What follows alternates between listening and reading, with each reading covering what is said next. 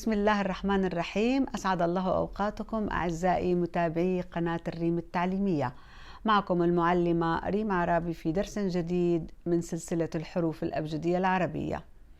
قبل أن أبدأ أحب أن أذكركم بأن لا تنسوا الضغط على اللايك وتفعيل زر الجرس ومشاركة الفيديو مع كل الناس اللي بتعرفوهم واللي بتحبوهم. وطبعا أنا كمان بحب أذكركم أنه في بأسفل الفيديو رابط في تدريبات القراءة والكتابة. بعد أن نتقن قراءة الكلمات في الجزء الأول والجزء الثاني من الحرف، نبدأ بتنفيذ وحل تدريبات القراءة والكتابة. أهلا وسهلا فيكم بدرس جديد من دروس الكتابة، وهو حرف الجيم. طبعا هذا هو حرف الجيم. اليوم سنتعلم طريقة كتابة حرف الجيم. لنرى حرف الجيم طبعا مع الحركات. طبعا بالكتابة باللغة العربية دائما نبدأ من اليمين. لاحظوا كيف نكتب الحرف من أعلى السطر، من اليسار إلى اليمين بهذا الشكل، ثم ننزل بخط مائل باتجاه السطر، ثم بشكل دائري إلى اليمين. نضع نقطة هنا بهذا الشكل، نضع الفتحة بشكل مائل فوق الحرف من الأعلى إلى الأسفل. جا. الآن حرف الجيم مع الضمة، أيضا من أعلى السطر، من اليسار إلى اليمين بهذا الشكل من فوق السطر، ثم ننزل بخط مائل باتجاه السطر، ثم بشكل دائري بهذا الشكل. نضع نقطة داخل الحرف، ثم نضع الضمة فوق الحرف، دائرة صغيرة بهذا الشكل، ثم إلى الأسفل قليلا. جو. الآن جي.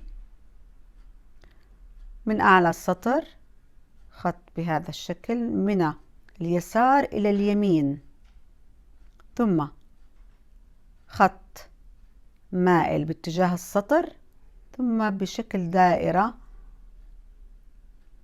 بهذا الشكل. نضع نقطة داخل الحرف، ثم نضع كسرة تحت الحرف من الأعلى إلى الأسفل. جي. ج. ج.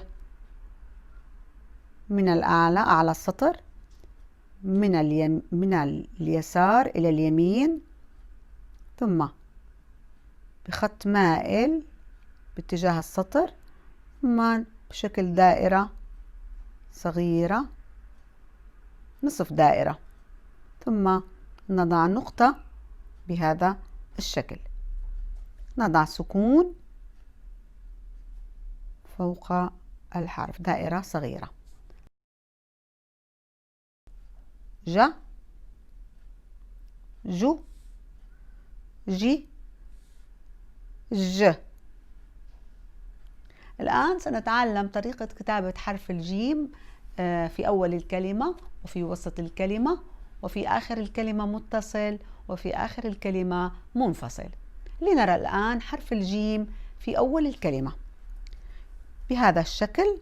نبدأ من أعلى السطر بهذا الشكل، خط مائل من الأسفل إلى الأعلى، ثم ننزل إلى السطر أيضا بشكل خط مائل، ثم باتجاه اليسار على السطر. نضع نقطة تحت الحرف. نأتي الآن إلى كتابة حرف الجيم في وسط الكلمة. خط على السطر باتجاه اليسار، ثم نبدأ بكتابة حرف الجيم كما تعلمناه في أول الكلمة، من أعلى السطر إلى الأعلى بخط مائل، ثم إلى الأسفل أيضا باتجاه اليمين إلى السطر، ثم باتجاه اليسار على السطر. نضع نقطة. حرف الجيم هنا بين حرفين. الآن حرف الجيم في آخر الكلمة متصل بحرف، من على السطر باتجاه اليسار، من اليمين إلى اليسار، ثم نبدأ من الأعلى، خط من اليسار إلى اليمين، ثم ننزل باتجاه السطر ولكن بشكل مائل، ثم نصف دائرة بهذا الشكل. نضع نقطة داخل الحرف. هذا الشكل حرف الجيم في آخر الكلمة متصل. حرف الجيم في آخر الكلمة منفصل. نمشي من فوق السطر، من الأعلى السطر قليلا، من اليسار إلى اليمين، ثم ننزل باتجاه السطر بخط مائل قليلا، ثم نصف دائرة بهذا الشكل باتجاه اليمين. نضع نقطة داخل الحرف. لاحظوا هنا حرف الجيم في أول الكلمة، في وسط الكلمة بين حرفين، في آخر الكلمة متصل بحرف قبله، بآخر الكلمة منفصل. الآن سنتعلم طريقة كتابة حرف الجيم مع المد. لاحظوا، نبدأ بكتابة حرف الجيم في أول الكلمة من الأعلى، طبعا أعلى السطر بهذا الشكل. نبدأ من الأسفل بخط مائل إلى الأعلى، ثم أيضا بخط مائل قليلا إلى الأسفل باتجاه اليمين، ثم على السطر باتجاه اليسار. نصعد بألف المد إلى الأعلى. نضع نقطة تحت حرف الجيم في أول الكلمة، ونضع فتحة بشكل مائل من الأعلى إلى الأسفل. جاء. الآن حرف الجيم مع المد بالواو، من أعلى السطر قليلا. نبدأ من الأسفل إلى الأعلى بخط مائل، ثم باتجاه اليمين أيضا بخط مائل على السطر، ثم باتجاه اليسار على السطر. نكتب حرف الواو، نصعد به إلى الأعلى بشكل دائرة، ثم ينزل تحت السطر. نضع نقطة تحت حرف الجيم وضمة فوق حرف الجيم، دائرة صغيرة فوق الحرف، ثم ننزل به بهذا الشكل. جو، جي.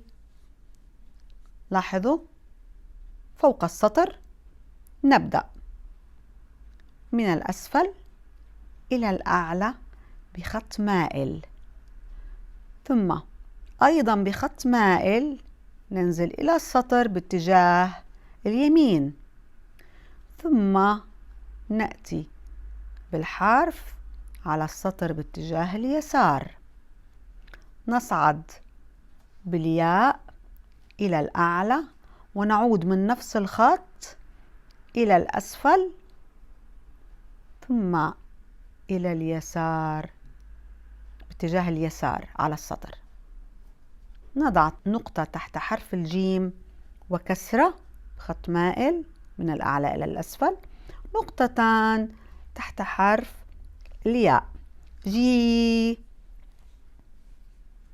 نأتي الآن إلى كتابة حرف الجيم مع الياء في آخر الكلمة، فوق السطر قليلا من الأسفل إلى الأعلى بخط مائل، ثم ننزل بخط مائل أيضا تقريبا إلى السطر، ثم اتجاه اليسار بهذا الشكل، ثم بشكل دائرة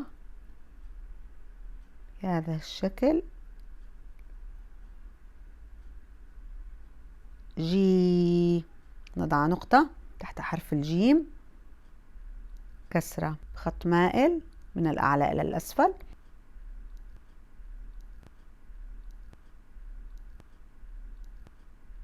نقطتان تحت حرف الياء جا جو جي جي. نأتي الآن إلى كتابة كلمة فيها حرف الجيم. اخترنا كلمة تعلمنا حروفها سابقا، حرف الألف والباء والجيم. أجاب أجاب. نكتب الألف من الأعلى إلى الأسفل، ثم نضع الهمزة فوق حرف الألف، وفوق الهمزة فتحة بشكل مائل من الأعلى إلى الأسفل. جا طبعا نحن تعلمناها مع حرف المد جا، فوق السطر قليلا من الأسفل إلى الأعلى بخط مائل، ثم إلى الأسفل باتجاه اليمين أيضا بخط مائل قليلا، ثم نمشي على السطر باتجاه اليسار ونصعد بألف المد. نضع نقطة تحت حرف الجيم وفتحة فوق حرف الجيم من الأعلى إلى الأسفل. الآن حرف الباء من الأعلى إلى الأسفل، ثم باتجاه اليسار على السطر، ثم نصعد قليلا إلى الأعلى. نضع نقطة تحت حرف الباء ونضع فتحة من الأعلى إلى الأسفل بخط مائل. أجاب أجاب أجاب الولد على السؤال. إلى هنا أعزائي نأتي إلى نهاية هذا الدرس. بتمنى أنه يكون الفيديو عجبكم، وإذا عجبكم ما تنسوا الضغط على اللايك وتفعيل زر الجرس ومشاركة الفيديو مع كل الناس اللي بتعرفوهم. تابعوني بدرس جديد وحرف جديد.